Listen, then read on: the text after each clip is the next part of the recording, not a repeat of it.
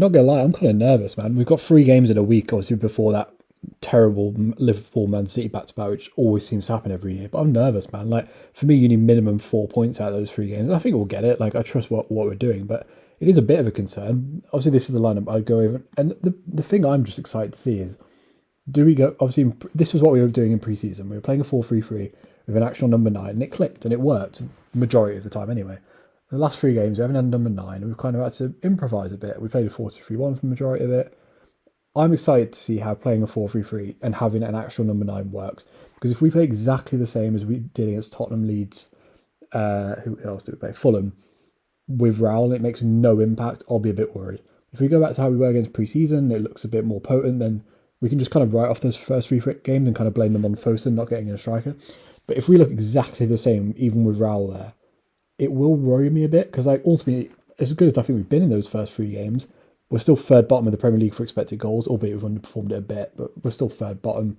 And we are having shots, to be fair. We're having 14 per 90, but also in terms of shots on target, we're third bottom in the league as a percentage.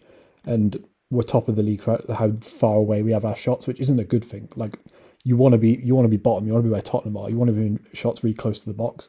When your shots are out from 20 yards out, that's a worry. Like, we're not getting in good areas. And I hope Raul has an effect on that. And the one thing that makes me positive against this Newcastle game is we notoriously struggle against sides that press us. We don't press ourselves. We're second bottom for pressure so far, which is kind of weird. I expected us to press more this season. We're just not doing it. But 3 of the, obviously, top 5 pressing sides in the league so far this season are sides we've played against. Newcastle are kind of just middling for that.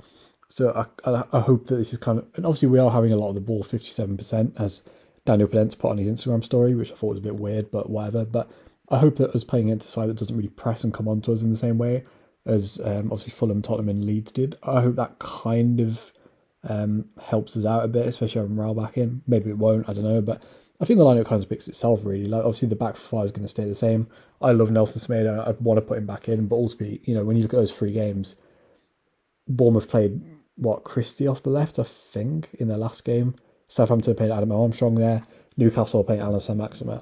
So if you've got not injured, but a guy that's coming back from a pretty serious injury, he's been out for like 4 months. He has to play in one of these 3 games, Nelson Semedo, because we know 3 fullbacks, we're playing 3 games in a week.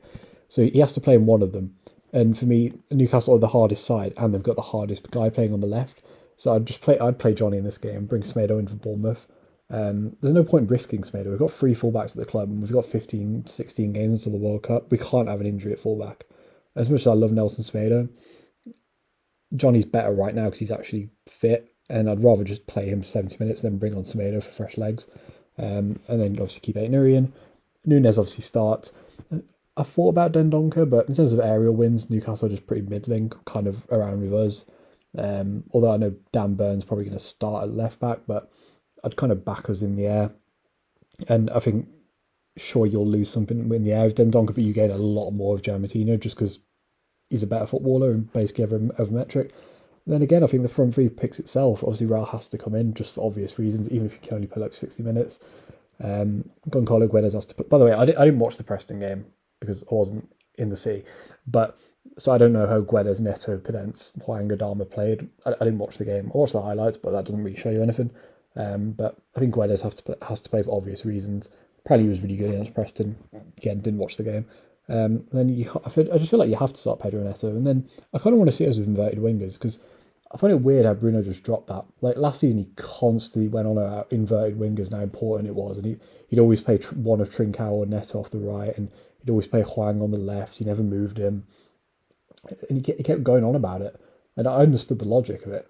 And then all of a sudden in pre-season, he was playing Morgan off the right and Neto off the left, and it was weird. Like, it was just like he completely binned off that whole narrative, and I kind of like it.